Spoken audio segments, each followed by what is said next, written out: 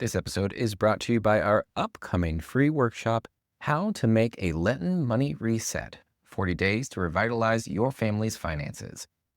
Gen Z thinks they need $587,797 annually and a nearly $9.5 million net worth to feel financially successful. What's driving this sky-high aspiration, and what's the spiritual cost? All that and more on today's episode of The Catholic Money Show.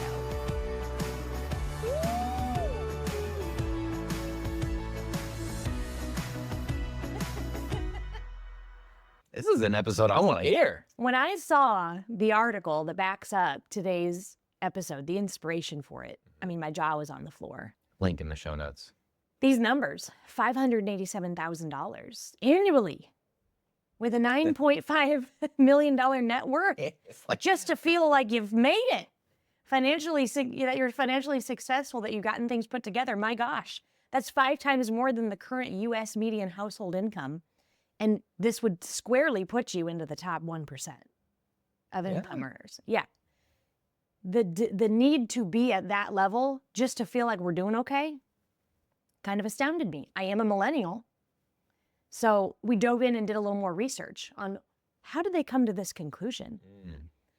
Why does Gen Z equate financial success with such an astronomical figure to someone like a millennial, an elder millennial, to Gen anybody. Xer, or to a boomer, anybody else on the planet? If you click the link, astronomical. if you click that link, you'll go to the little write-up of the study, and there's a chart there, right? By generation, and they're all, whatever it is. It's like baby boomers, Gen X, millennials, Gen Z.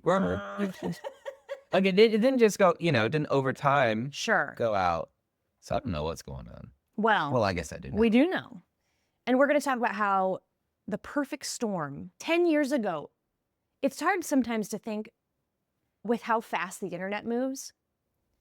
I can barely remember 10 minutes ago. 2015, everything was so different. We didn't use social media the way we do right now at all. We were still posting pictures of our Starbucks latte with a heavily abusive filter and calling that a post on Instagram. It was so different. But we're going to talk about the perfect storm of social media, economic instability. Hello, every generation's known how that has played a significant role in the last decade.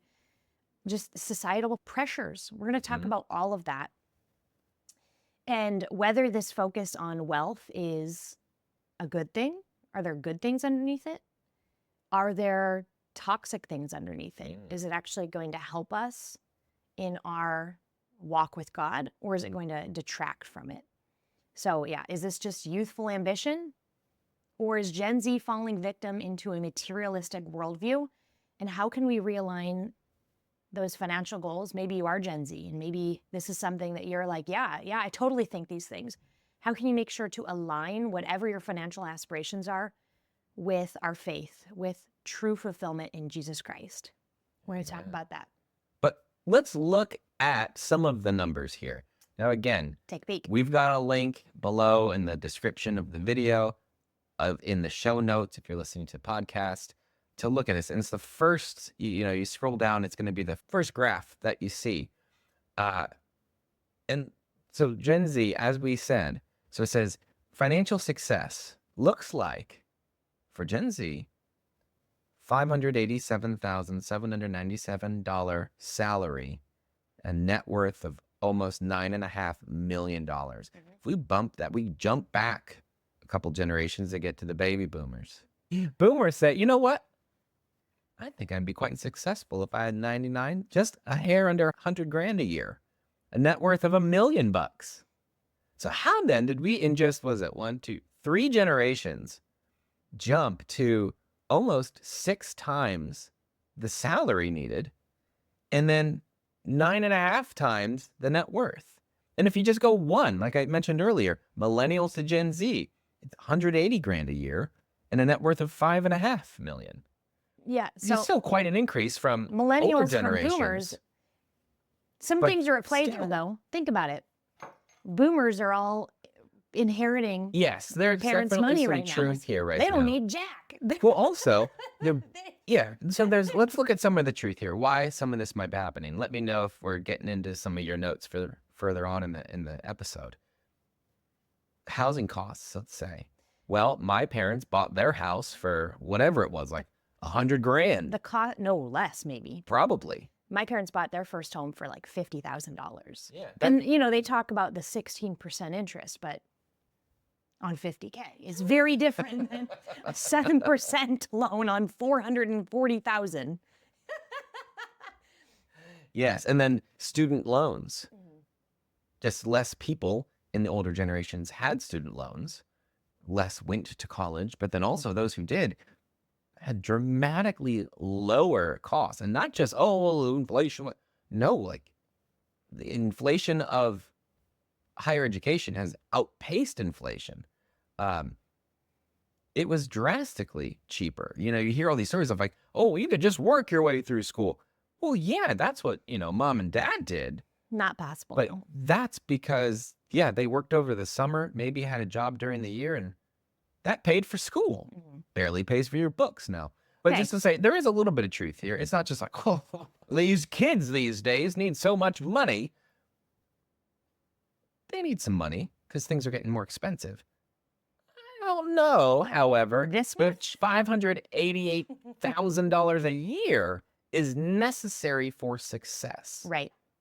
We're going to look at why they might say that is. Yes. And there are these generational differences. And the cost to get started in life is astronomical compared to what it was when, say, a baby boomer was getting started in life. Yeah. The cost to get started compared against your average take-home pay, they were in a good relationship with one another. Even though they were experiencing high inflation in the 80s, they were still in a appropriate ratio. Yes. That has fallen away horribly. And so that we're going to get into that and why that is one factor combined with a couple of others has driven this number so high. I've got one more little nugget. You might want to say, you complain about these kids or whatever, but you got to say they sure are optimistic and believe in themselves. So, they're saying to be successful, I need, $580-something thousand a year, a net worth of $9.5 million, and 71% of them believe they'll achieve financial success in their lifetime. AKA 71% think they are going to become the 1%. Maybe they should pay attention in math class. That doesn't work. Well, that's too many people. It mathematically, it can't happen. But I think that it's good and necessary to think that the 1% of the world should not own as much, and it should be more people sharing in more of the goods of the earth. I don't know if they're there's thinking mathematically they're mathematically, the way things are structured right now, this is impossible. But they sure are optimistic. I don't think 71% of our generation has $9.5 million. No, I don't even think that 71% of our generation falls into $180,000 a year or $5.6 million net worth. Yeah. They have not reached that. And I don't think millennials, I think millennials are not optimistic in the same way. I would say 71% believe they're drowning, and we're just a little bit ahead of them, of, Gen Z in this. Yes. And millennials are deep in the throes of youthful optimism and it's been erased. Endless possibilities. And so, that's where they are. Yeah. We've got a mortgage and kids weighing us down into reality, firmly planting our feet on the ground. Gen Z will be disillusioned and jaded too. You just wait. Delulu. Oh boy. Is that the word that You've people been are on using that now? TikTok again, haven't you? Okay. Let's talk about the role of social media in shaping these expectations. Oh, yeah. Okay, this one, it isn't the only, but I would say it's huge. Now, a term we've all known is the highlight reel. That's been discussed. Oh, sure. Firmly discussed. It really wasn't named for the first few years of social media becoming what it was. Everybody was going on and posting pictures of the house they bought, the new car they bought, the baby, the wedding, the pregnancy announcement, the job that they just landed, the highlights. vacation they're on. And, we were all celebrating it like, yeah. And then after a couple of years, everybody began to feel collective depression. And then we were able to put our thumb on it that, oh, it's because everybody else looks like they're just on the precipice of every opportunity. Yet my life is lived in the hallway. Like they're always blowing through doors and windows are opening and opportunities are presenting. And I'm always sitting here waiting for the next Locked thing. in the basement. Now, but I would say even though we know that, you go on there, you know it, but you forget it or something. You do. You still think, oh man, everybody's doing these amazing things or doing this or having that. Even when we know. Oh, sure. So, yeah. And Wild. this has been something people have been trying to break freer Sure. from. They're creating more authentic, real content. But even with that, they're gaining traction. They're becoming successful. And then the influencers that are now authentic or posting the real stuff are making an insane amount of money. And then they are reporting this insane amount of money on social media. And then they're selling you a course or coaching or whatever on how to become another social media influencer. So it's this like the world's largest MLM scheme is somebody trying to sell a product to teach somebody else how to make money on the internet. The rabbit hole goes deep, my friends. If you didn't buy from one of the original people teaching this back in the early 2010s, early 2010s, you're just purchasing some rip-off course from somebody who learned from the originals. Really, and it's just cycling up and anyway, that is for sure happening. So just be aware of that as well. But I would say that now we see the highlight reel effect, but now we're also seeing the highlight reel, but also the people that are posting how much they're making from social media. And I think for Gen Z, it is reinforcing this idea, these Delulu aspirations, if you will, of I can work an hour on the beach, in Tahiti, and I made 6 figures this month, or I make $1 million a month or $10 million a month, and I'm so smart, and I've figured it out. I've hacked life, and now I can just do whatever I want. That happens. Like there are people on the app, that's what they're selling you. That's not really what they've done, but they sell it so that you'll then purchase their stuff or follow them or share their content. And then they start actually making that kind of money eventually, but they just sold a lie at the beginning. And they're probably working a lot. Yeah, They're working on the beach because they have to be working on the beach. Not the trying. Right. He wants to be working on the beach. Just go to the beach and enjoy it. Anyway, you're seeing those types of things. Just this week, this was on TikTok. It blew my mind. Sometimes people create like rage content just to upset people. Sure. So but do you think it was No, real? No, I think it was real. You think it was real, but maybe ragey, or it was just I don't know. made up? No, it was not made up. Okay, tell them what it is. A woman, a young 20-something, so she's in Gen Z. She got a push present from her husband. She gave birth to her second child. This was the giving birth present. Oh. I want to take care of you. It's not a bouquet of flowers and a massage and a nice robe. What was it? I don't know. It was a $100,000 brand new luxury SUV with a driver for a year, paid for. A $50,000 a month budget for the baby's first year of life to buy designer baby clothes. $50,000 a month. What's that baby weigh? I mean, gold disposable diapers. That's a separate conversation. But as Catholics, there's really not a reality where we could justly spend $50,000 on designer baby clothes while there's so much suffering in the world. Period. Not let alone a month. Yeah, no. Right. That is just a reality that is so unhinged from our value system. That's wild. Anyway, and then for the first month, a masseuse was hired to come into the home to give massages to both mom and baby. And baby. Yeah. There was also more. I'm just highlighting That's wild. The first couple of things. Like, wow. Okay, so this is what, 20-somethings are thinking. Like, if they get married, this is how their spouse is going to take care of them.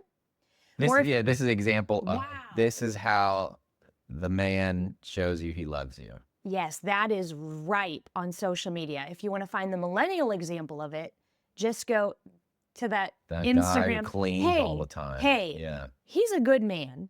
I think Let's rewind like a minute and just listen to yourself. That's Well- what he's selling. That's what he wants you I'm to sure. I think. really do think there are some people that are I'm sure he's great. I think they have good character and he has a lot of good things to say, but he does what he does for the views. So he's always coming home with fresh flowers, always cleaning the house to total perfection, getting up early to like prep meals, prep breakfast. And they just bought a new home. They're building a new home, all this stuff. They get laundry service and he's always bringing the laundry up at night. Anyway, people are seeing this and Bring the thinking laundry up for that that's service. reality. They're thinking that's what it means when you have a family at home.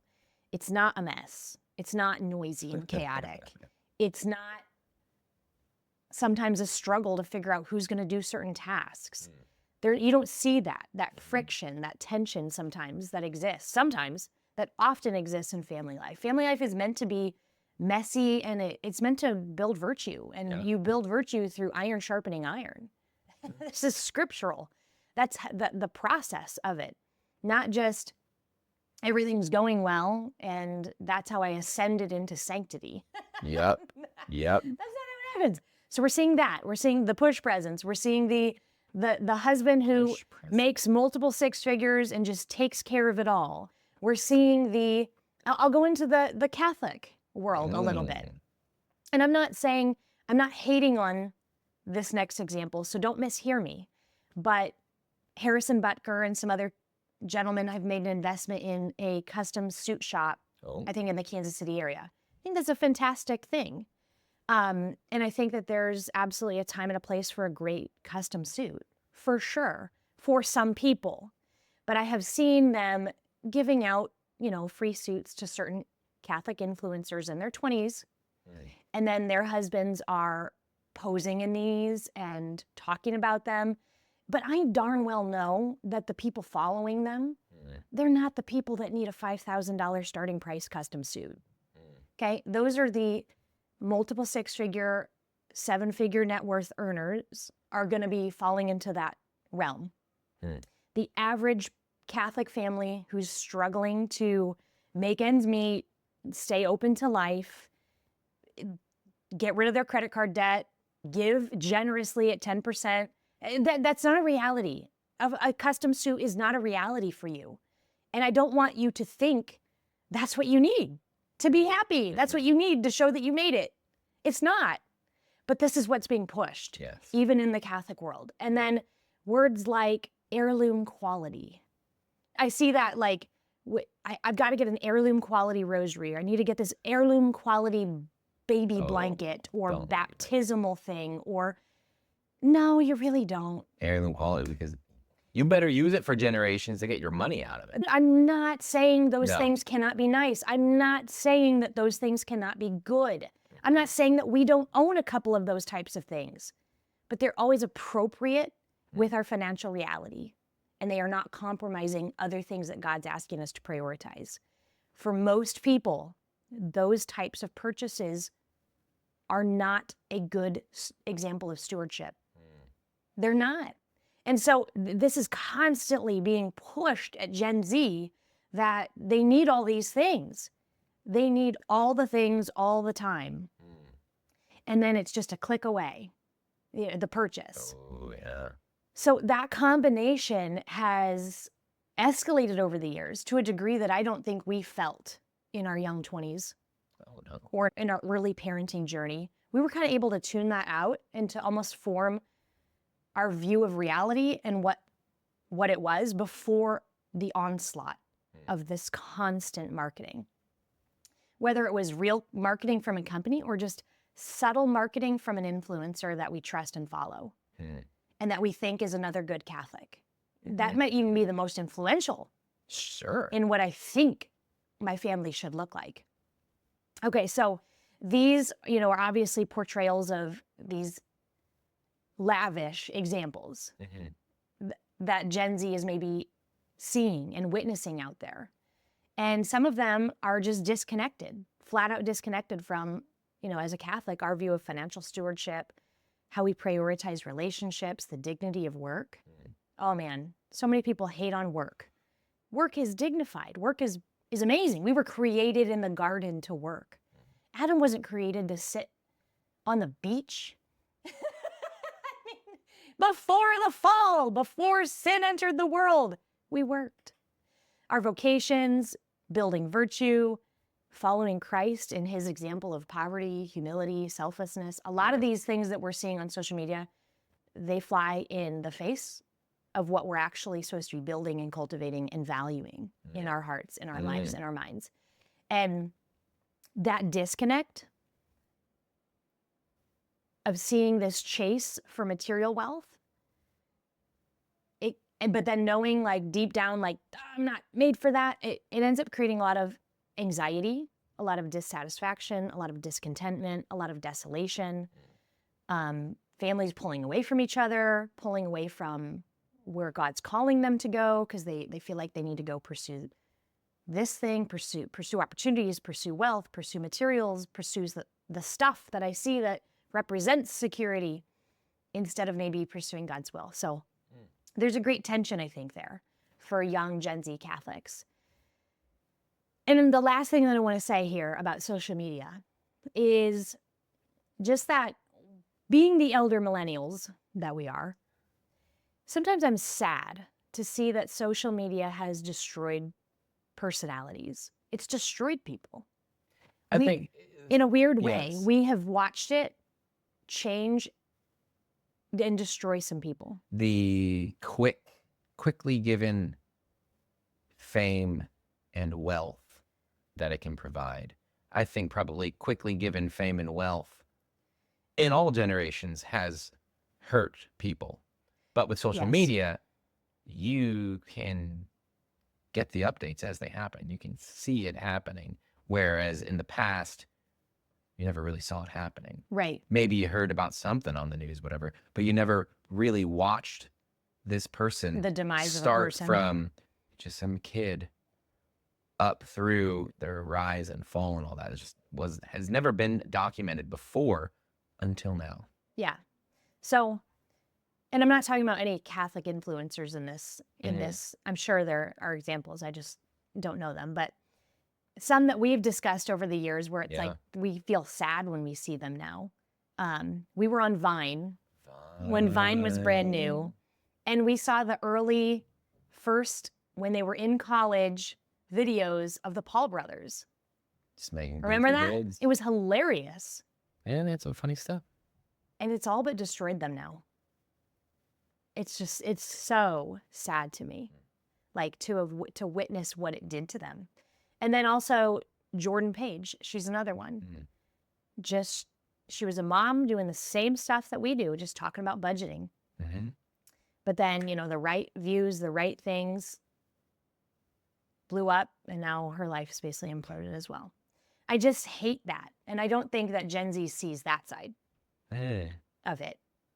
That sometimes they're being sold like, be an influencer, but both large amounts of money as well as fame, when we articulate that that's what we desire, don't mishear me, but it actually articulates an immaturity in us, because we should not, to want those is to just want responsibility and burden.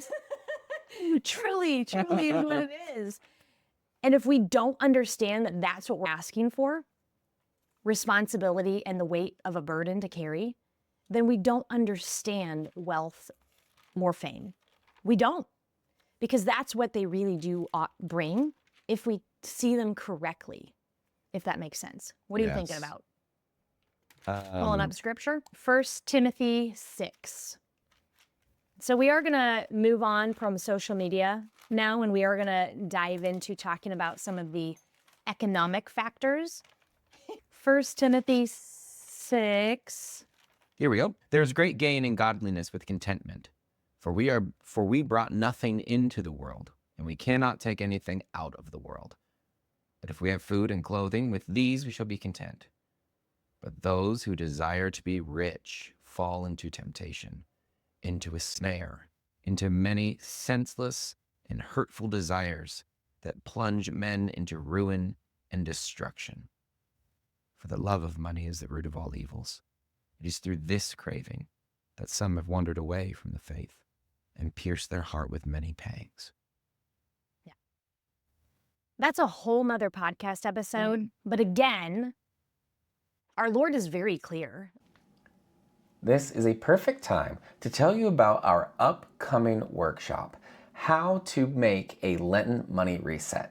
Lent is just around the corner, and what do you know? This season of the church is perfect for doing something intentional with your finances.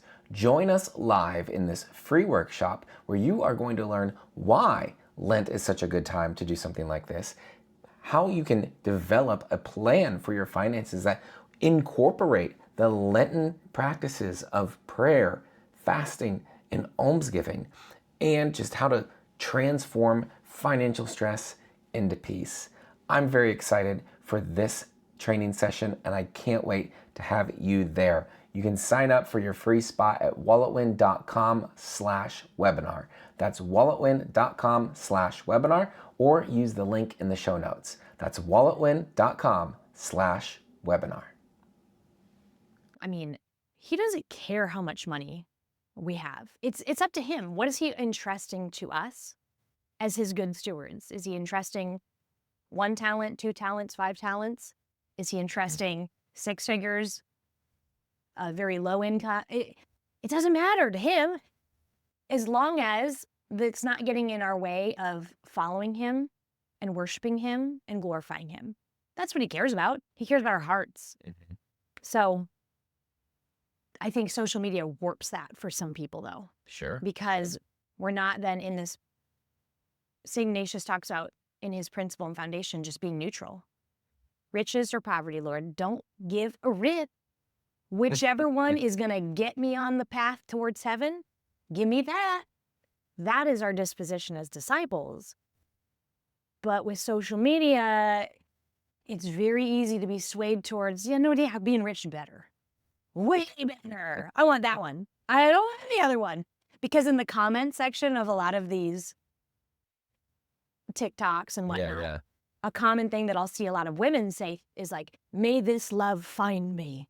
Or may this love attack me out of nowhere. Like they say things like that because they crave either this stuff, the designer stuff, the mansions, the man who's going to provide. They crave that instead of the reality that actually suffering is present in both. But it looks on social media like these people that have more don't have sufferings. And we're going to talk about that too in a little bit. But let's get into the economics. Yeah. So look at just, okay, we've got all this going on with social media and all these crazy expectations and desires being drummed up in hearts. So we've got that, but let's also mix into all of that coming to age in a time of great economic instability, right? So the Gen Z was born anywhere, and people between 2006 and 2012. So they kind of it's 96. Sorry, 90. I think I wrote that down wrong. Oh. Yep, 96. Okay. I thought that was a rather short generation. Yep, finger slipping. It's that elder millennial at the keyboard between 96 and 2012. So when the housing crisis and the economy crashed in 2008, they were kids. But kids at that age, right, 10, 12, or somewhere around there, where that's when you're starting to kind of open up into the rest of the world. You are listening now when your parents are watching the news or things like that. Or they lost their job or they went into a foreclosure. Yeah. So, and you were aware of what was going on in the family with those things. And so, just as they're opening up and trying to go, okay, how does the world work? Let me see what's going on. It's technical. So that's kind of the formative, not even maybe even thinking about it experience that they have to Sure. draw from. Now, once they've done their stuff, they've graduated, they're going into the workforce. It's right when everything with COVID hit. So the world goes crazy, the economy goes nuts, everything is wild again. So I have this fundamental understanding, maybe beyond words, that the world is unpredictable and who knows if there'll be money or anything. And then I got this degree and then there's no I spent all jobs. this money at this thing. Everybody told me this is how everything works. And I don't think that's how it's working right now. So now you've got all that and you mix in, okay, that's the reality I'm living in. And then I go online and I see this supposed reality everybody else seems to be living in, which everything is going really well for them. Everything we just talked about. And so, guess I need to get there. So looking at this, Don't forget about inflation. I wish I could. And then the housing costs, Everything. It's just so interest expensive. rates. Everything's going up. And not their happiness, not their hope for the future, but they're seeing, okay, the world is a very crazy, unpredictable place. I am probably not going to be safe out there unless there's a whole lot of money insulating me from that. So that there is the lost job. There is, whatever upheaval or whatever going on in life, but it'll be okay. So I got to build a fortress around me. a fortress and dig out a moat. Fill that moat up with money. That's what we need to do to have that success, right? To either I did this or I can provide. What does providing look like? Well, I see online that you got to get the push gift, and you're not pushing her. Right? The driver is going to take her around. There's all these things going on, which I think that kind of explains some of what's going on. Why you might think you need so much, because all these other people, these who are older than me, apparently are happier with less. It looks like they kind of got run over by life. So I probably need more than that. I think that's what's going on. Okay. But I would say too, we got to study it. Kind of singles out Gen Z. We're doing that here in this episode. But I think there's a little bit of that in all of us. We have that tendency to, when we're looking for stability, we're looking for predictability, we're looking to know if we did a good job, if we are loved, etc.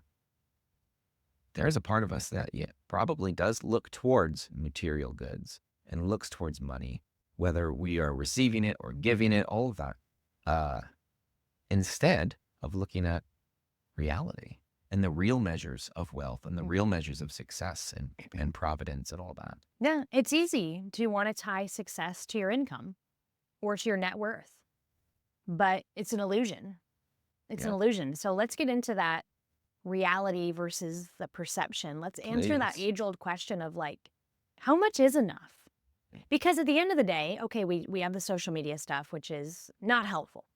But then we've got the economic stuff, which is, wow, seems wise to want to get a bit of a moat.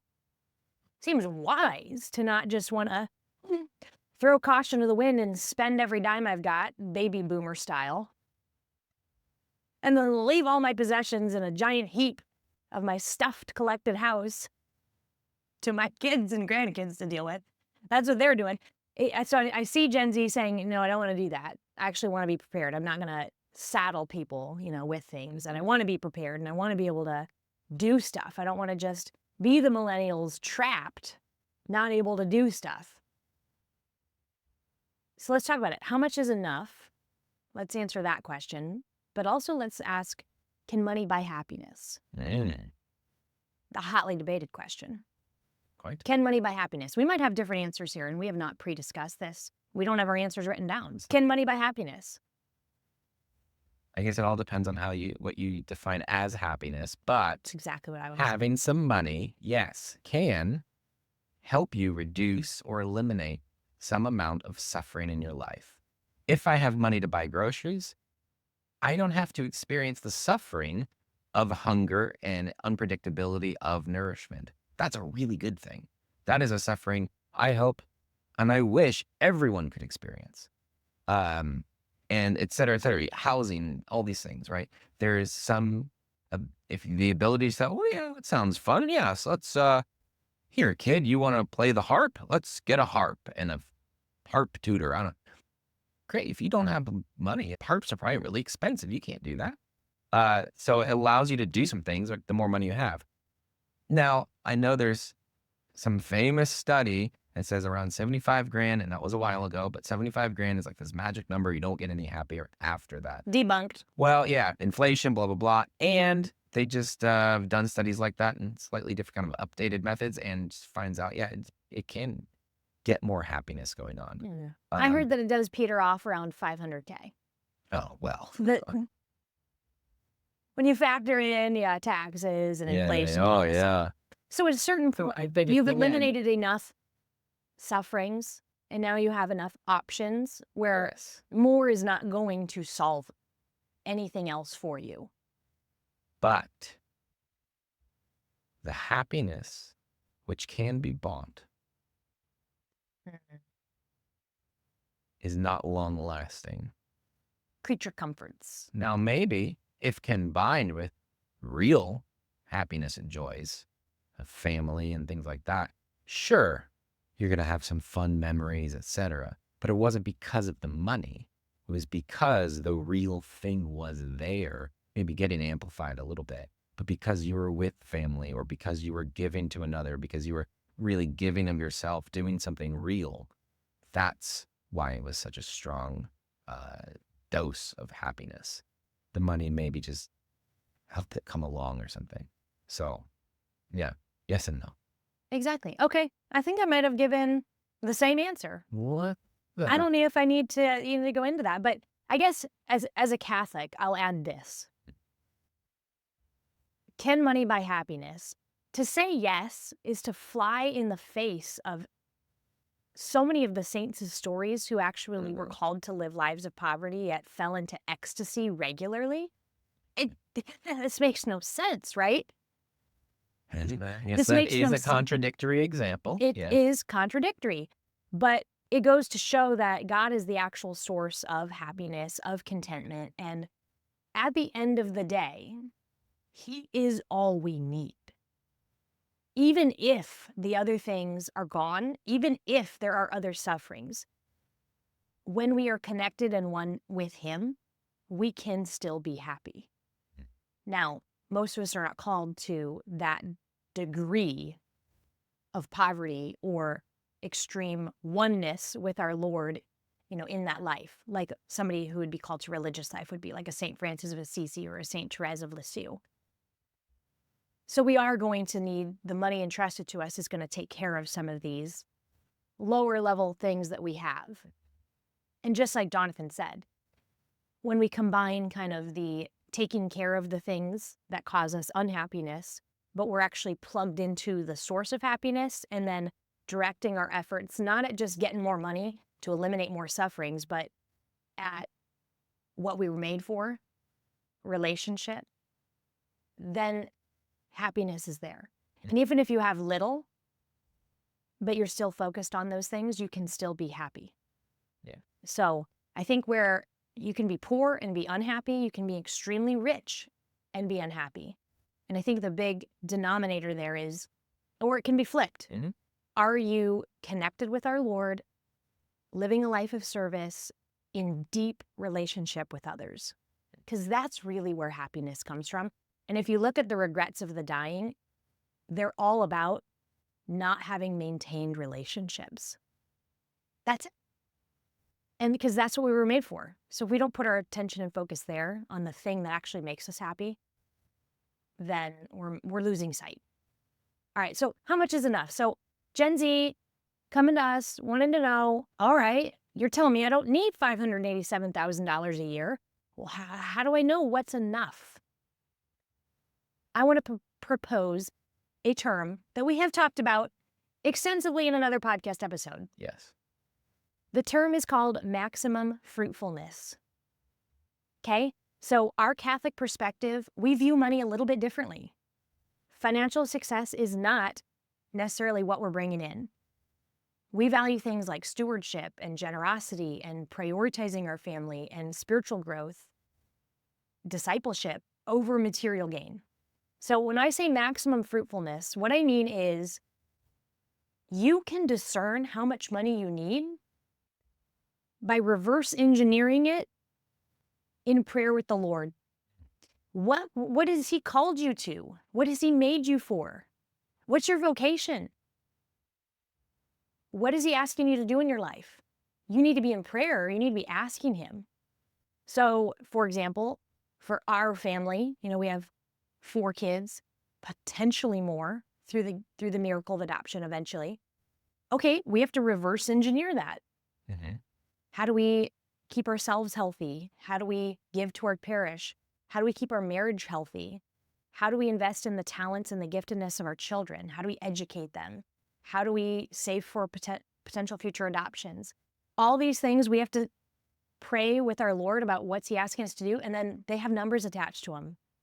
And from right there, we can see that, great, we're going to need a little bit to go on dates. We're going to need something to help our kids foster the gifts they have or play the sports or meet up with friends to make friendships. We're going to need to go on retreat every year, alone, away from everyone for 3 days. And we just kind of reverse engineer it. And then the Texeris can very easily see, it almost spits it out at the end. What do we need for maximum fruitfulness? We feel like we have a giftedness of hospitality. We love to host people. Well, with inflation and groceries going wild, that's probably an extra $300 to $400 a month when we're hosting big Catholic families on a weekly basis. So we have to factor those things in, and that spits us back out what our maximum fruitfulness is going to be, living our unique discipleship in our unique vocation.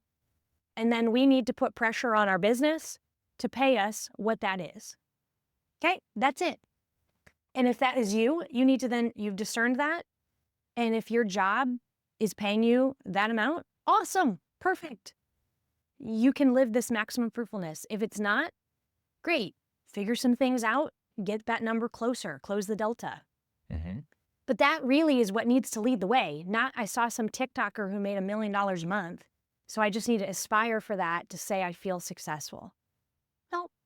And I'd also say you can find yourself in this situation where you're getting paid more than is going to bring about maximum fruitfulness.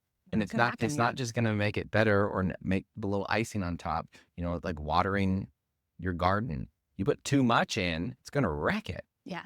The fruitfulness of your garden will go down.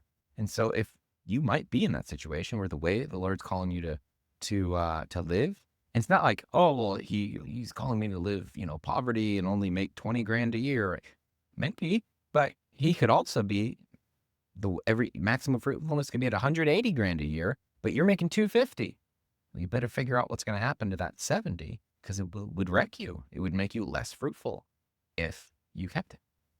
So Right. there's that too, to think about when we look at maximum fruitfulness. It really is the maximum. This is what is going to help bring us, this is what the materials, the tool we need to bring about our life to the full. Yeah.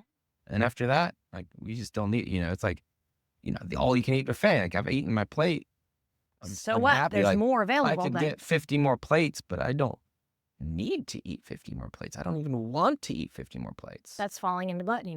Exactly. Yeah. Just because it's there doesn't mean I need to have it. Mm-hmm. So it's discerning that number, maximum fruitfulness. And our motto, if you want to see it back here, If you can see it. real success is ending up in heaven. Jonathan's grandfather's slogan, now kind of our tagline for all that we do.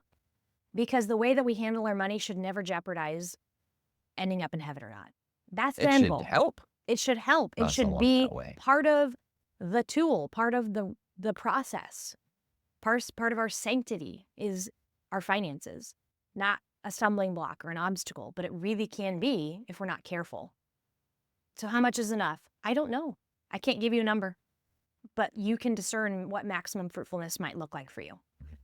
So as we're going through this, right, we have these temptations that can get brought up in us, right? Whether we're Gen Z or Gen something else. And so I think this kind of struck me. You're talking about all those weird comments of what was it? Let this love find me or May this whatever. love attack me. It's manifesting. Uh, Those are deep in That manifest all world. that stuff.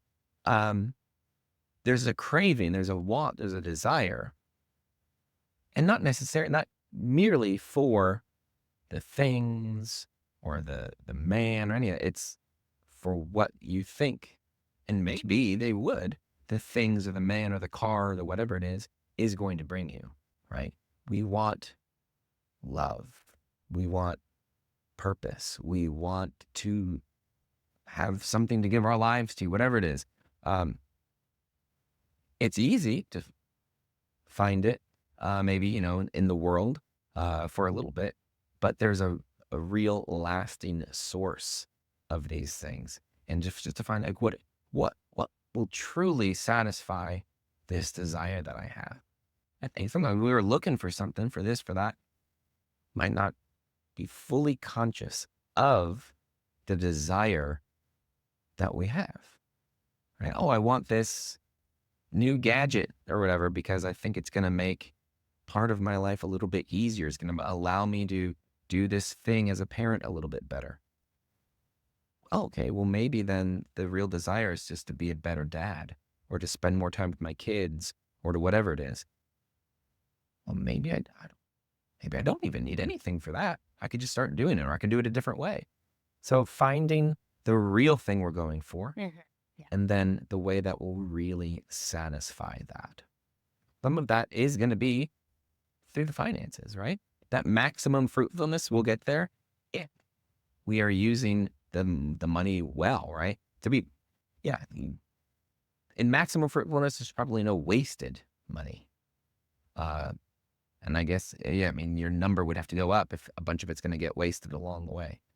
So anyway, you need to understand what to do with money, how to handle it, how to manage it, what's going on with it, budgeting, saving, all of that, embracing your vocation, certainly like your vocation, but also your work and your skills and growing in those, but staying humble and knowing what's really important, giving back, being generous, and understanding that true success isn't like how much money do you need to be successful? Like it's a trick question.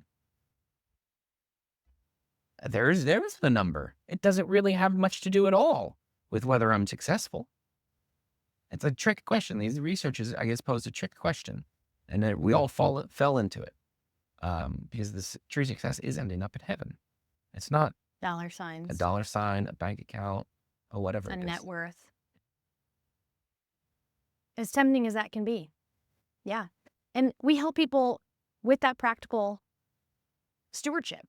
Yeah. We help people learn how to budget, how to save, how to invest morally, how to talk about money in marriage. And I would say one of the things that I love about Gen Z is that they are growing in financial literacy at a rate that I never saw with millennials. Yeah. And then certainly never saw witnessed or exampled by the baby boomers that were teaching us. Or not teaching us. All they knew how to do was just melt the card, is what it seems for many of us. Anyway, I jest on that a bit, but I do think there's that desire for Gen Z. They want to get it right. They want to get it right. They want to get it so right, but they've kind of gone off kilter just a pinch. Right means a ton of it. If I invested right and I did all these things, it's going to mean I have a bunch of money at the end. Not necessarily. And I hate to bust your bubble on that, but it's just true. And I think there could be peace and contentment knowing, gosh, what a weight off my back. No, you do not need to go find a side hustle that makes you $587,000 a year. You might. That might be part of your story. God might call you to that. Yeah. Awesome. Fine. No big deal. Let's just make sure we're anchored in that maximum fruitfulness and that we're pursuing our Lord in relationships. Great. But if that's not what he's going to call you to, don't be discouraged. Don't feel like a failure. I just want to leave on that note. All right. If you want to get a little bit of a boost in figuring out those finances, we are hosting a live workshop coming up later this month on Thursday, February 27th. You can join us live at 2 p.m. Eastern for how to make a Lenten money restart, 40 days to revitalize your family's finances. You can learn more about that at walletwin.com/webinar or click the link in the show notes. We'd love to see you there. Yes, there will be a replay. I mean, I think you'll want to be there live, but there will be a replay if you're busy or work or But something you have like to be that. registered. You got to sign up before to it get the happens. link. Yeah. Yes. See you there. walletwin.com/webinar. Until then, Bye for now. this episode was brought to you by our upcoming free workshop, How to Make a Lenten Money Reset, 40 days to revitalize your family's finances. Join us live on Thursday, February 27th at 2 p.m. Eastern. Grab your seat now for free at walletwin.com/webinar. That's walletwin.com/webinar.